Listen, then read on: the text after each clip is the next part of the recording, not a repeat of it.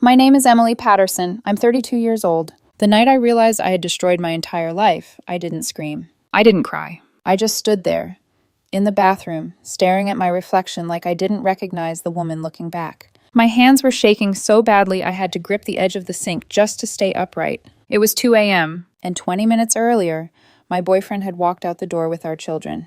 He didn't yell. That's the part that keeps replaying in my head. He didn't throw anything, didn't call me names, didn't even raise his voice. He just looked at me, like I was someone he'd never met before. "I'm taking the kids," he said quietly, and then he left. The front door closing behind him was the loudest sound I've ever heard in my life. You need to understand something. This didn't happen overnight. People like to believe there's a moment, a single mistake, that ruins everything. But the truth is, it happens slowly, quietly, piece by piece, until one day you look around and there's nothing left.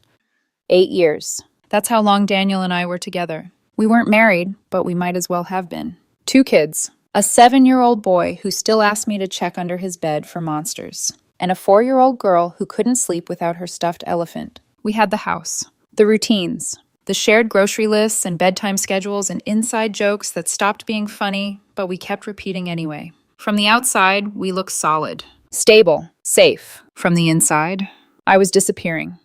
Daniel wasn't a bad partner. That's the worst part. He was steady, reliable, kind. He worked all day, came home, helped with dinner, sat with the kids, fell asleep on the couch with the TV still on. Weekends were errands and soccer games and laundry.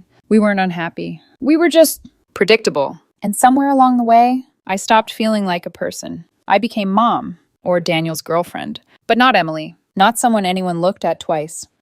My friend Chloe didn't help. She'd post pictures online, wine bars, concerts, weekend trips with her boyfriend. Always smiling, always glowing. Living my best life, she'd caption it. We'd been friends since college. She used to tell me I settled too early, that I gave up my 20s for diapers and routines. Back then I laughed it off. But lately, I started comparing. Her life looked like something out of a movie. Mine looked like a schedule.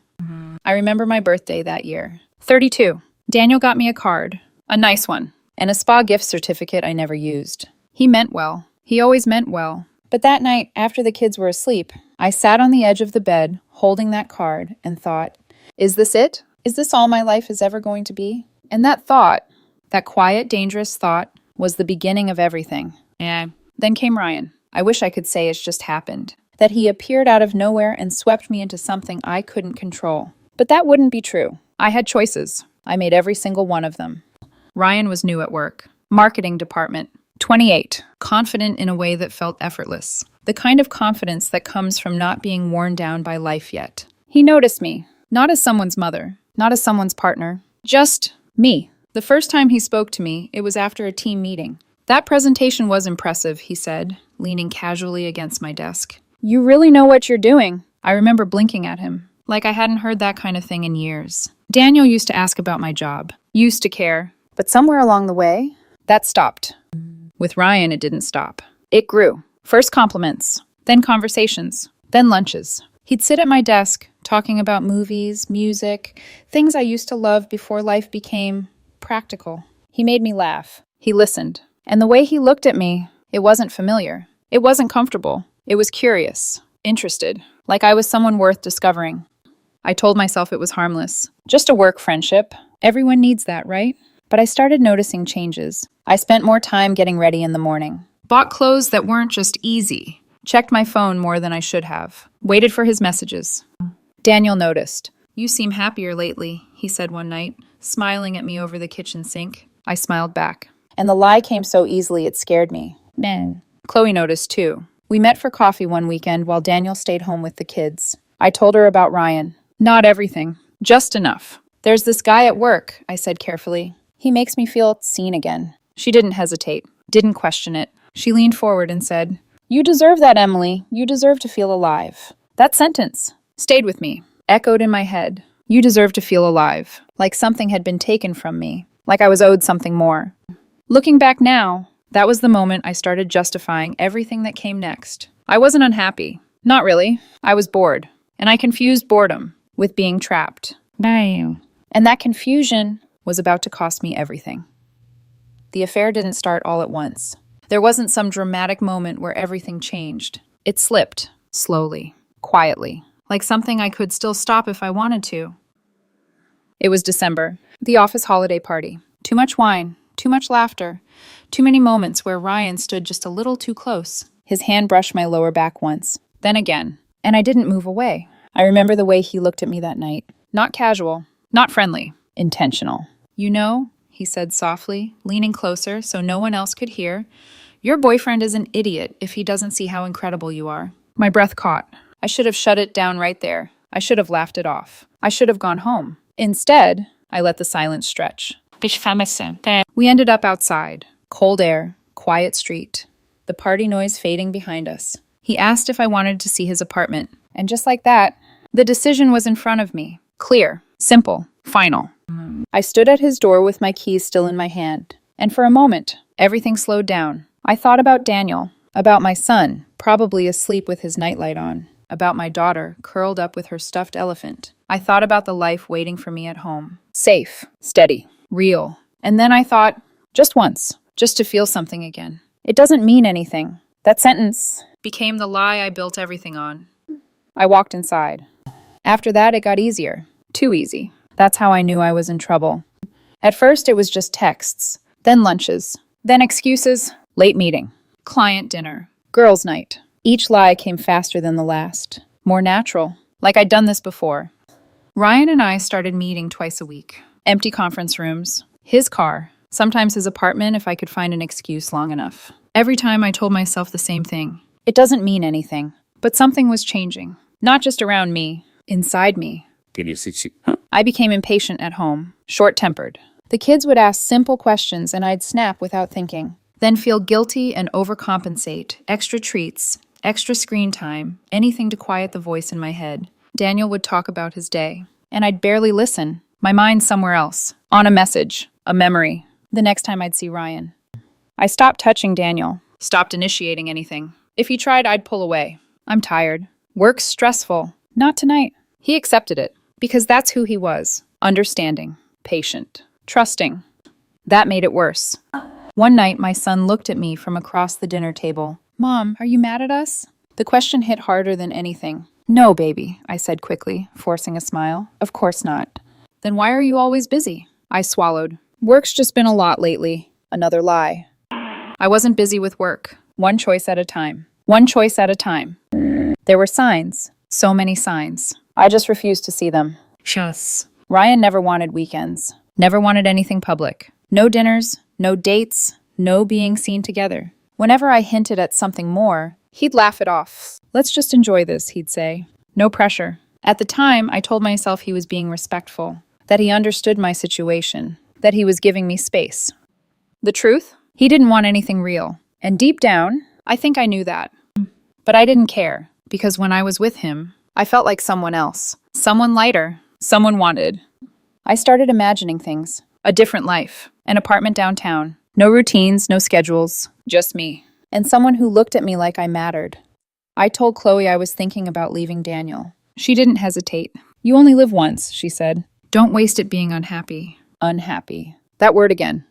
But I wasn't unhappy. Not really. I had a good man. 2 beautiful kids. A life people would fight for. I was just restless. And I mistook that restlessness for something that needed to be fixed. 3 months. That's how long it lasted. 3 months of lies. 3 months of living 2 lives. 3 months of convincing myself I was in control. Until the night everything fell apart. I got careless. That's how it always ends. Not with a big mistake, but with a small one. I left my phone on the kitchen counter, screen facing up, while I went upstairs to tuck my daughter into bed.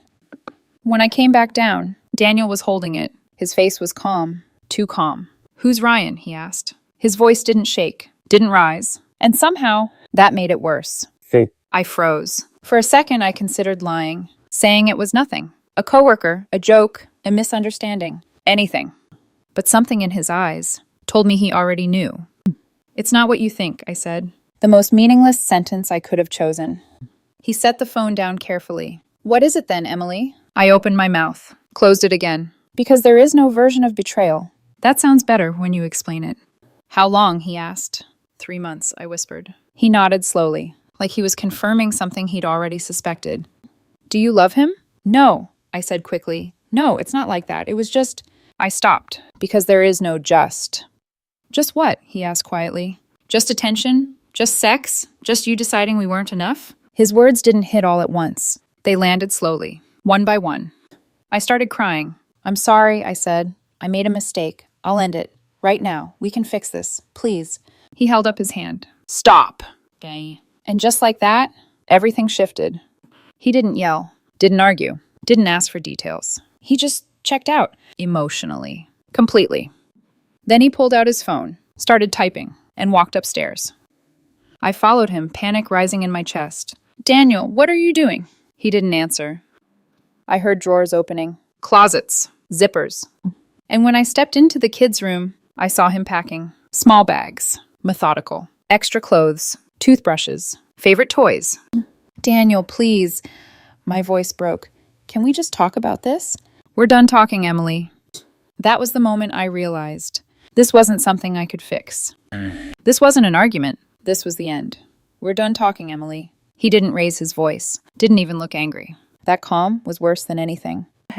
I stood there, frozen in the doorway, watching him pack their things like he'd done it 100 times before. Efficient, precise, like he'd already made the decision long before I realized I was losing him.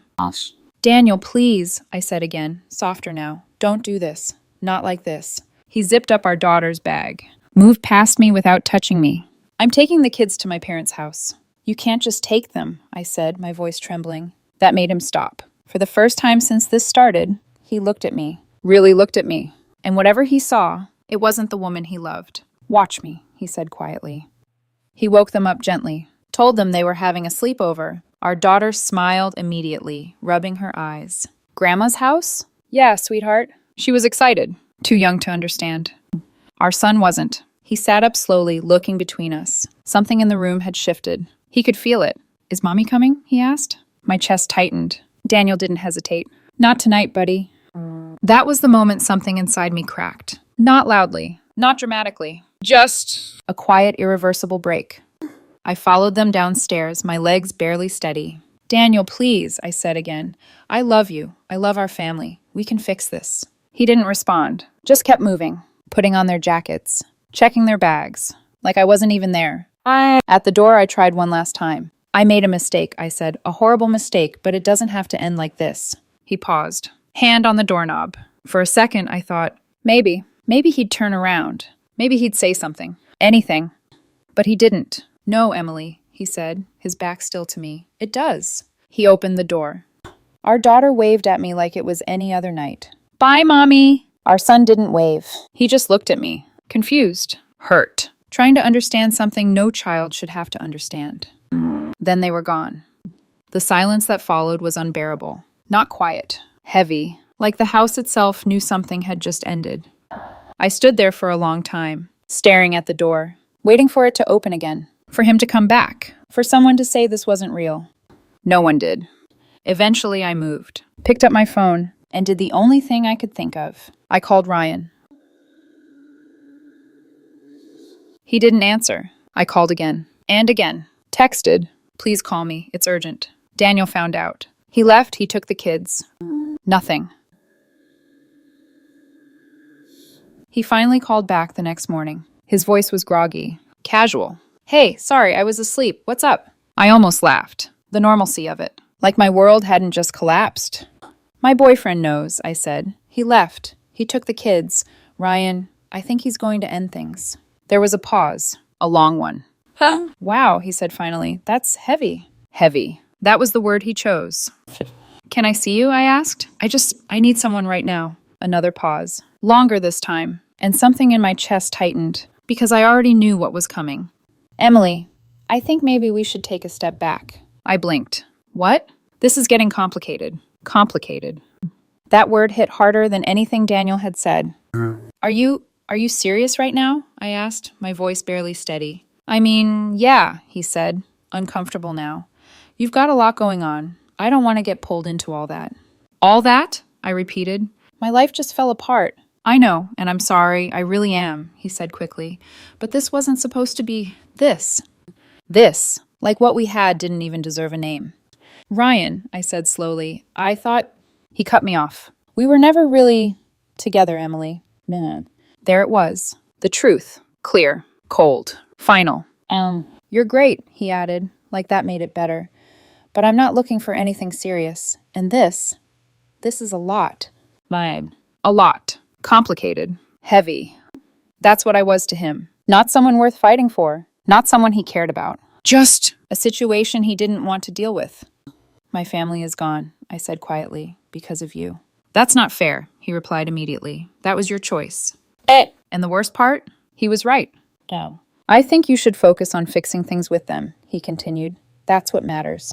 Fixing things. Like that was still an option. Ryan. But the line went dead. I stared at my phone, then tried calling again. Blocked.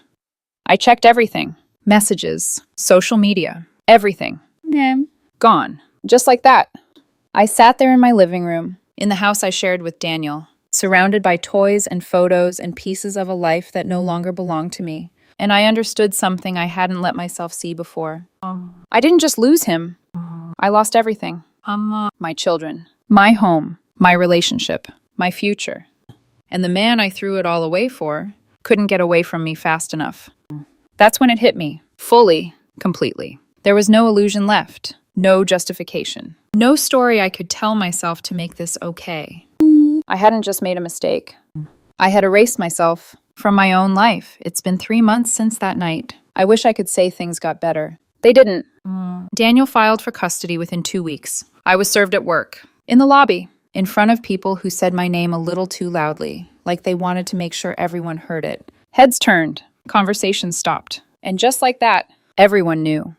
Ryan had already disappeared, transferred departments within a month. Different floor, different schedule. The one time we ended up in the same meeting, he didn't look at me. Not once. Like I didn't exist. The humiliation was suffocating. Chloe stopped answering my calls. The same friend who told me I deserved to feel alive, who told me not to settle. I saw her on social media a week later. Lunch with Daniel's sister. Caption, some people aren't worth defending. She chose a side. Everyone did. And I wasn't the side anyone wanted. Daniel's lawyer moved fast. Efficient. Cold. Full custody. Supervised visitation. Supervised. Like I was a risk. Like I couldn't be trusted alone with my own children. I got a lawyer too. A woman who listened to my story with a tight expression. Did you conduct the affair in the home? She asked. No. Any neglect? Substance abuse? No, never. She nodded once. You just had an affair. Just that word again. In cases like this, she continued, judges look at judgment, stability, priorities. Your partner has a strong case. I wanted to argue. Say I was still a good mother. That this didn't define me. But even as the thoughts formed, they fell apart. What kind of mother chooses stolen hours over being present for her children? The first supervised visit was in a room that smelled like disinfectant and something heavier, like sadness that never leaves. A woman named Linda sat in the corner with a clipboard, watching, writing. My daughter ran to me immediately. Mommy! She wrapped her arms around my legs like nothing had changed, like I hadn't broken anything. And for a second, I let myself believe that. My son didn't move. He stood near the door, watching me, careful, distant. Hey, buddy, I said, kneeling down. I missed you so much. He stepped forward, gave me a quick hug, then pulled away. Why can't you come home? He asked. Simple, direct, impossible. Mommy and Daddy are figuring some things out, I said softly. The same line Daniel must have used. That's what Dad said, he replied. But why is it taking so long? I didn't have an answer. We played for an hour. Blocks, coloring, small talk that felt too small for what had happened. My daughter filled the silence. My son barely spoke. When it was time to leave, he looked at me. Will you come to my soccer game on Saturday? I glanced at Linda. She gave a small shake of her head. I can't make this one, I said carefully, but I'll come to the next. Matty. He nodded, but his eyes didn't match. You always say that now. That sentence broke something in me completely. The divorce went through faster than I expected. Daniel kept the house. Primary custody. I got every other weekend. Supervised for 6 months. I had to move out. The house I helped choose. The kitchen where I made birthday cakes. The rooms I painted. Gone. I ended up in a 1-bedroom apartment 20 minutes away. Beige walls. Thin carpet, the kind of place you don't decorate because you know you won't stay. I couldn't afford a second bedroom. When the kids visited, they slept on a pull-out couch. The first time my son saw it, he didn't complain. But I saw the comparison in his eyes. His room, his house, his old life. That night, after they fell asleep, I stood in the middle of that small apartment and cried, quietly, because there was no one left to hear me. Daniel started seeing someone. I found out through other people. Her name is Amanda. She's a teacher. Volunteers on weekends. Kind. Patient. Everything I used to be. Yeah. She met my kids. That information didn't hit all at once. It settled. Slow. Heavy. Like something permanent. My daughter mentioned her during one visit. She makes really good pancakes, Mommy. I smiled. That's nice, sweetie. My son added, without looking at me. Dad's happier now. 7 years old. And he could already see the difference. Are you happy, Mom? He asked. I looked at him. This little person who used to run to me without hesitation. Who now watched me like he was trying to understand who I was. I'm working on it, I said. He nodded, but he looked sad. Kids always know. I started therapy, partly because the court required it, partly because I couldn't breathe under the weight of everything. What were you looking for? My therapist asked. Attention, I said. Excitement. To feel like myself again. And did you find it? For a while. And then? I lost everything. She was quiet for a moment. What would you tell yourself if you could go back? I thought about that a lot. About the woman standing outside Ryan's apartment, keys in her hand, still able to choose differently. I'd tell her it's not worth it, I said finally. That the feeling she's chasing is temporary. That the damage isn't. Do you think she would have listened? My therapist asked. I shook my head. No, because that version of me thought she was different, smarter, that it would somehow work out. She was wrong. 6 months passed. The supervision requirement was lifted. I was allowed to have the kids every other weekend. It should have felt like progress. It didn't. It felt like visiting my own life. They adapted. Of course they did. Kids always do. My daughter treated it like an adventure. My son treated it like an obligation. And me? I lived in the space between who I was and who I had become. I tried dating once. Dinner. Small talk. He asked about my past. I told the truth. I cheated. The shift was immediate. Subtle, but final. There was no second date.